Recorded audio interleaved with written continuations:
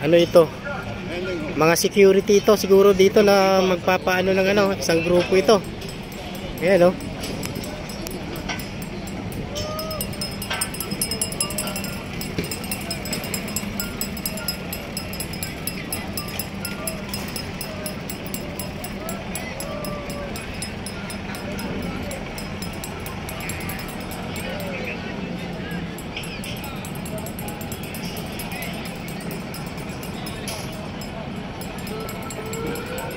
Ayan, pa-share ng video natin mga kababayan, no? Ayan po yung mga pupunta, no, na mga ano, na mga iba't ibang lugar. Ayan, Zambales, Batangas. Kababayan, ganyan po karami ang mga kapatid natin ngayon na iglesia na nandito ngayon mga kababayan sa may Along Kalaw po ito ha, sa may Kalaw po ito, ayun sa inyo, sa mga kapatid natin dyan o. Wake up call, huwag mo sana masamayan ito. Ang layunin po ito ay andito sila nagpapahinga ngayon at nakikisama po ang panahon. Hindi maganda, sana na isip-isip nyo na ipikit nyo inyong mga mata. Magaling pala, dapat pala silang ayunang. Grabe, sobrang dami na nito mga kababayan. Nakaano na sila dito ngayon, stay na sila ngayon dito. Ayan, kung makikita natin, grabe po, sobrang dami ng ating mga kapatid na makikisa po sa ating gobyerno. O yan, ganyan po karami ha. Kumustahin naman natin ang nangyayari sa National Peace Rally sa Ilagan Sports Complex sa Isabela. Nandito si Erwin Temperante. Erwin, kumusta dyan sa Isabela? Oh, parating pa rin ang parating ang ating mga ang ating mga kapatid, kababayan. Ayan, ako makikita natin. Ganyan po karami dito sa Kalaw. Nasa may Kalaw area po tayo mga kababayan. Wala na naman. Kalaw area. Si Kuya Ace Cristobal dyan sa bahagi ng Ibayo ay malapit na rin doon sila sa Quirino Grandstand, Quezon. Salamat ng marami sa inyo. Naglalakad pa ito sila mga kababayan. Galing pa ito ng iba't ibang lugar. O tayo, saan pa kayo galing? Pandakan, naglakad lang kayo. Oo nga, no? Thank you tayo ha. O yan, taga Pandakan. O mga naglakad dito. Ayan, hello kuya, taga saan kila? Pandakan din. Ayan, solid. Ayan, solid ha mga kababayan ha. Mga taga Pandakan. Eto. Diba? Ang dami nito. Parating pa rin ang parating ang ating mga kapatid, mga kababayan. Yan, pa-share pa ng live natin, mga kababayan, ha? Pa-share pa ng live natin. Oh, ayan. Kasi doon na nga daw. Ayun na nga. Ayun na ang pila ng mga sasakyan na naroon nila. O, si Kuya Rod Martin. Sabi niya, dyan, wala. Kalaw na lang kami. Hindi na kayo makaabot hanggang Quirino. Yung iba mga kababayan, no, hindi na talaga aabot dito sa may grandstand. Gawa kasi ng ang dami na nagpag-park po, no, simula Espanya. At may post tayo dyan. Galing tayo doon. Ayan, oh, mga taga saan sila? Tarlac. Oh, Tarlac. Grabe, mga taga Tarlac ito. Kababayan. Mga taga Tarlac, lokal ng Tarlac. Yan. Oh, ito, nagsisidatingan pa rito mga kababayan, oh. Oh, ang dami. Kababayan. Ayan, nagsisidatingan. Tignan nyo mga kababayan, oh. Ang haba ng mga nilakad dito, panigurado. Ayan, pa-share na live natin at video natin mga kababayan.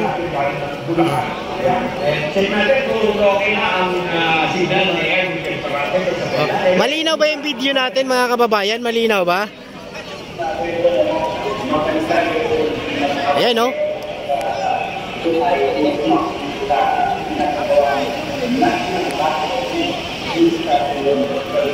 Aming araw!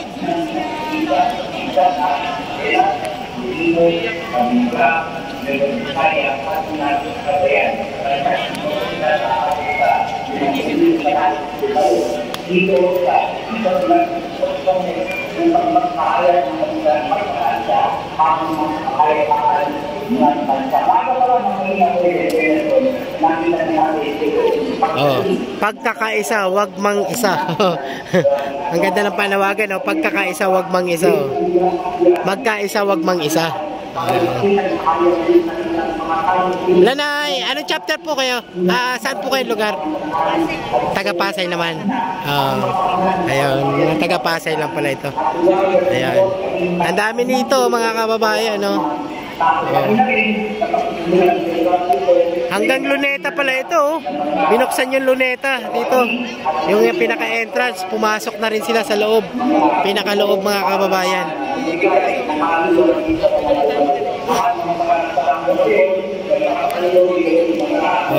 Sa area naman nito mga kababayan, punong-puno na rin.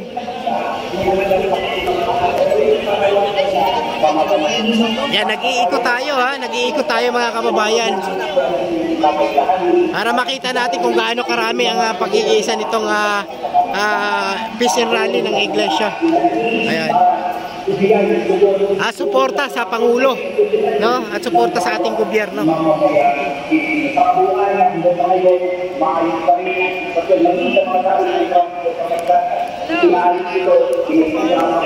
Upang may pakita, hindi lamang nagkakaroon ng national culture. Bali, hindi parang pakita na nangyayari ng kalitan dahil pa may mga aktividad na nakakawalan na isa sa mga kaya aktividad dito sa Iloilo at pinagawang national culture na pinangalaan mismo ng mga ating sa loob ng Kamusta naman at ano ang hanggang tanghalian ng ating mga kababayan dito sa Isabela? Tama ka, hindi na parang makita sa pinunari natin sa atin. Ito na ang pinakapansin ng mga nagpapanagala na maaaring dahil sa kanilang kahanap buhay o kaya pag-aaral ay hinihirang magkakama-kama. Nakita natin kanina sa ating mga pag-isip na sila ay nag-iumpay, hindi lang sa pag-isip, maaaring magkakamaga at nakakulit yung grupo sa silang kumakain. Talagang pinakikita nila yung kakiyahan nila, yung kaganaan nila na hindi lang dahil dito sa pagkakaroon ng pagkakaroon magkakama-kama, hindi may makita. Isa pa, kanilang pagkakaroon na mauhay. Mukhang marami po kayong baon ngayon. Mukhang marami kayong baon na. Malayo pa kayo nang galing. Saan sa Bulacan? Caloocan. North Caloocan. Kamarin. Mga taga-Kamarin to. Mga kapitbahay ko pala to eh.